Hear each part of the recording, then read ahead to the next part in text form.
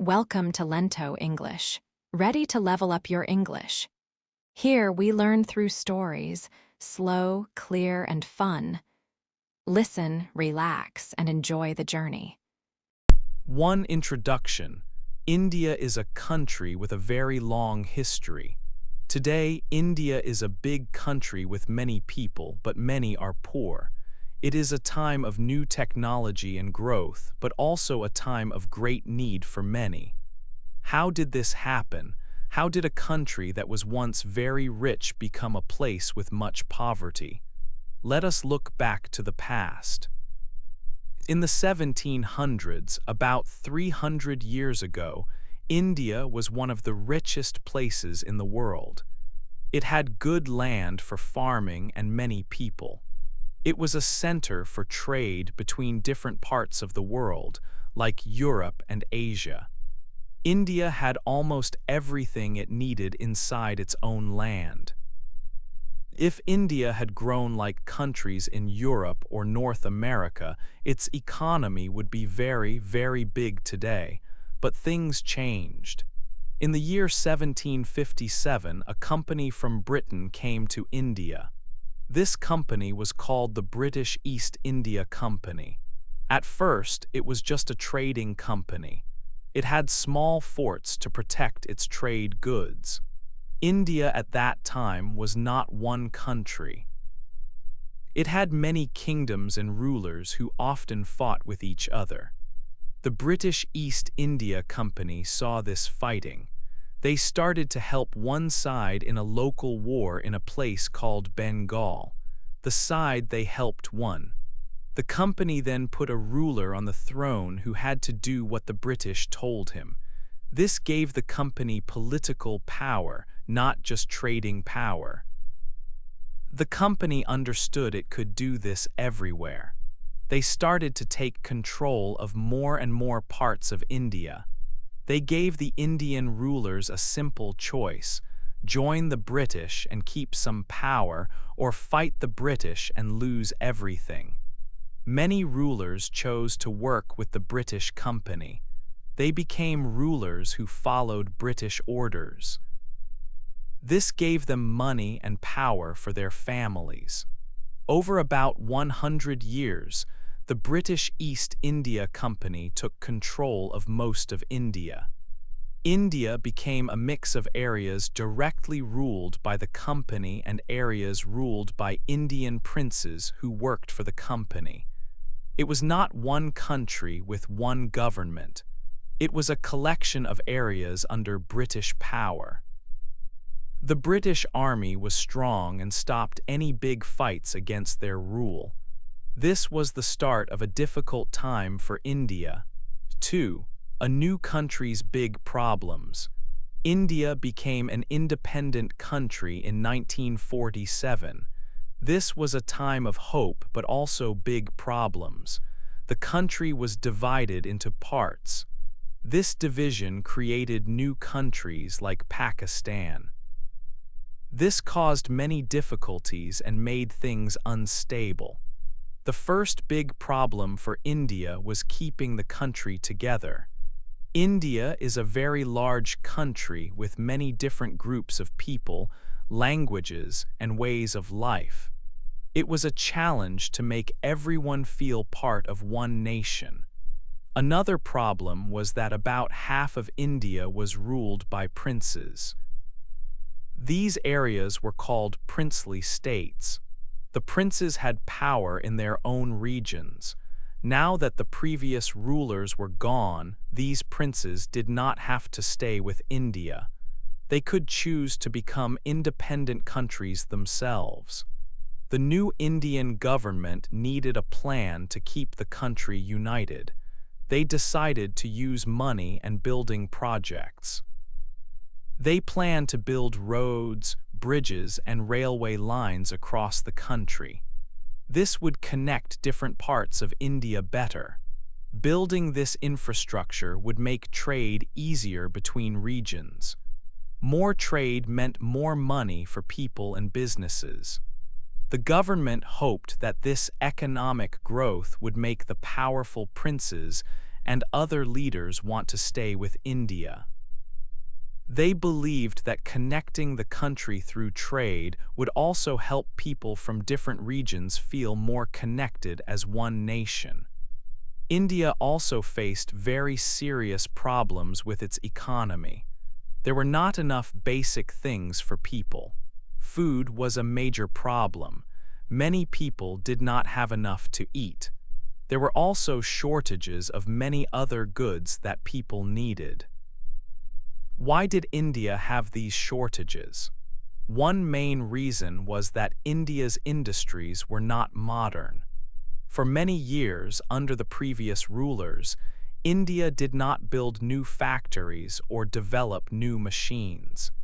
Instead of using machines to make things faster, they often used many workers because there were a lot of people. This meant that by 1947, India's factories were old and could not make enough products. During the recent war, the situation got worse. India was not allowed to build new factories unless they helped the war effort. At the same time, the number of people in India grew by 42 million. These extra people needed food and goods. Also, bad weather in the 1940s damaged farms. This meant less food was grown. So the new country started with two big challenges: staying united and producing enough food and goods for its large population. 3. Choosing a way to grow. India needed to grow its economy fast. It needed more factories to make things and solve the problems with shortages of food and goods. Leaders looked at the world to find the best way for a country to grow rich. They saw three main ways that seemed to help nations build wealth. The first way was the European way. This was about taking control of other lands or colonies. Countries took money and goods from these colonies to build factories back home. This made the country at home rich, but the people in the colonies often stayed poor. India had just become free from this system after many years. It did not want to do this to other people. Also, in the world at that time, most lands were already controlled by other powerful nations. So this European way was not possible for India to use. The second way was the US way. This meant fighting wars or using power to make other countries buy your goods. This helped a country get many customers in other countries around the world. But India was a new country and not strong enough to fight other nations.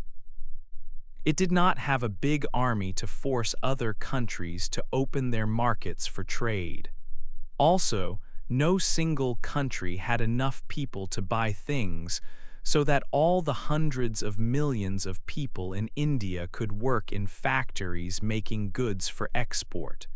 So, this way was also not possible for India. The third way was the Soviet way. In the Soviet Union, the government planned and controlled the economy completely. The government decided what to make, where to build factories, and who worked there. This way seemed to build factories and industry very fast. The Soviet Union built many factories and made much more iron, steel, oil, and electricity in just a few years using this government plan. This looked like a quick way to industrialize. India's leaders saw this fast growth in the Soviet Union and thought it could work for India too. They knew there were some problems in the Soviet Union, like poor quality goods and hard lives for workers. But they believed India could use this way to build its own industry without those bad things happening. They also saw that during the bad economic times in the 1930s, some countries in South America used government control to build factories and help their economies. India's leaders thought that if the government controlled the economy, it could make sure the country's money and wealth would be shared with the poorest people. They believed India was poor because the British had used India's money badly, only for themselves and their own country. Now, the government could make sure everyone in India got some of the wealth and opportunities. So, looking at the three ways that seem to make countries rich, the Soviet way, where the government planned the economy, seemed the best choice for India to build its economy fast and help its people. 4. A plan that did not work. India needed to make its economy stronger after becoming free. Leaders decided to use ideas from two different systems: a planned economy where the government controls things and capitalism where private businesses work. But this mix was not a good one. It used the difficult parts of both systems. The government took control of the most important industries. These were things like making steel and getting coal from the ground. They also controlled building ships and making planes. The government believed these industries were too important for private companies. But the businesses run by the government did not work very well. There was no competition. If a business did not work well, it did not close. So there was no reason to get better or make things cheaper. Private businesses were allowed, but it was hard for them to start. You needed special papers from the government called licenses. Getting these papers took a very long time, sometimes years. This system stopped new businesses from starting easily. It also meant that the businesses that were already there did not have to compete with new ones. They did not need to make their products better or find new ways to do things. They had customers because it was hard for other businesses to sell the same things. Because of this system, the economy did not grow quickly. India did not make enough goods for its people. The country started to need help from other countries. It got money, called foreign aid, from different parts of the world. Leaders looked at the slow growth. They thought the problem was that the government did not control enough. So the government took control of even more businesses, but this made the problems worse.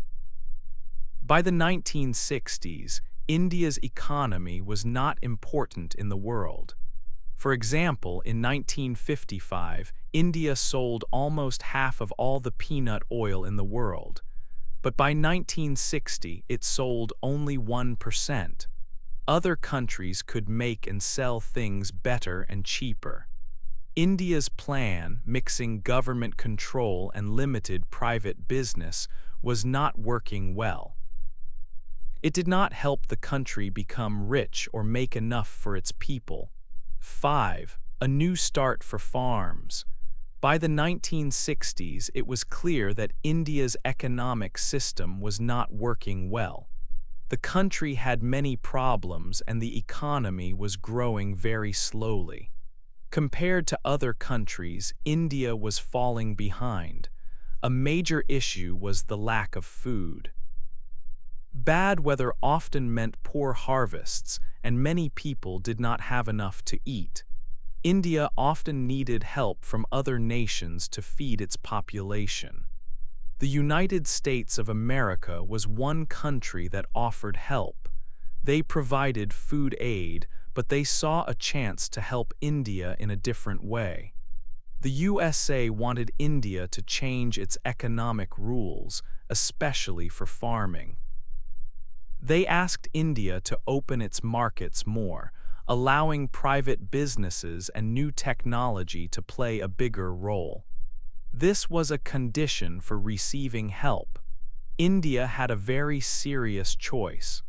The system it was using was not producing enough food, and people were hungry.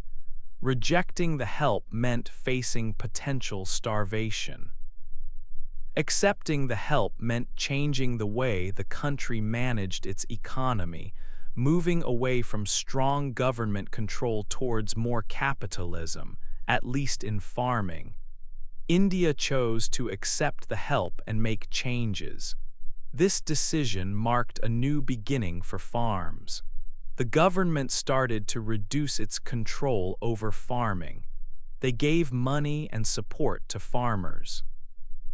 This helped farmers buy new tools and improve their farming methods. Allowing more private activity brought new technology and ideas into the farming sector. Foreign companies could now work with Indian businesses, sharing knowledge and building new facilities. This new approach was very successful. Farmers could now grow much more food. New types of seeds and better ways of using water helped a lot. For the first time since independence, India produced enough food to feed its large population reliably. This was a huge achievement and saved many lives. Beyond just food, these changes had a wider effect. They showed that allowing more freedom for businesses could lead to success. It was the first big step towards a more open economy for India. By the end of the 1960s, the economy started to grow much faster. About 80% of the economy was now run by private businesses. The growth rate reached about 7% each year, which was very good for a country the size of India. While problems remained, the changes in farming proved that a different path was possible. India was finally moving in a better direction, starting with its farms. This success gave the government confidence to consider more economic changes in the future. The country was no longer totally dependent on foreign aid for basic needs like food. 6. Trying to make everything at home. After India had enough food for its people, the government set a new important goal. This goal was to become self-sufficient. This meant India wanted to make almost everything its people needed inside the country itself. The main idea was to avoid depending on other countries. Leaders were afraid that if India needed too much from outside, other nations could have too much power over India. They wanted India to be strong and fully independent. However, this plan was different from the path many successful economies took. These countries used an idea called comparative advantage. This means a country looks at what it can make or grow better or more easily than other countries. For example, a country with lots of oil might focus on producing oil. A country with good soil and sun might focus on growing certain foods.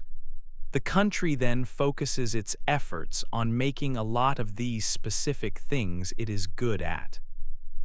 It sells these things to other countries and uses the money to buy other products it needs but is not good at making. This system of focusing and trading helps countries make things more cheaply and become richer through international trade. India chose a different way.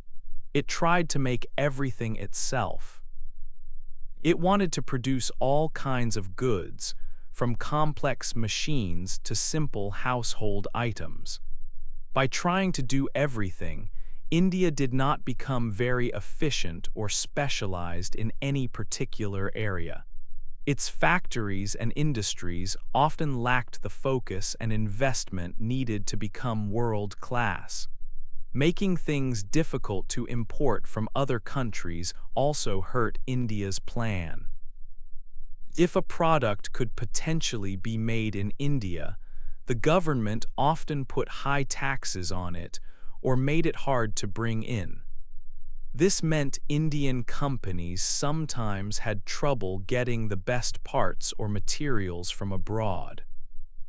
This made the products they made inside India more expensive and sometimes lower quality compared to goods made in other countries. India had natural advantages in some areas, like its large amount of fertile land and good climate for certain crops. It could have focused more on becoming a major exporter of agricultural products like rice, spices, or tropical fruits. But the focus was on making everything, not on specializing and selling internationally.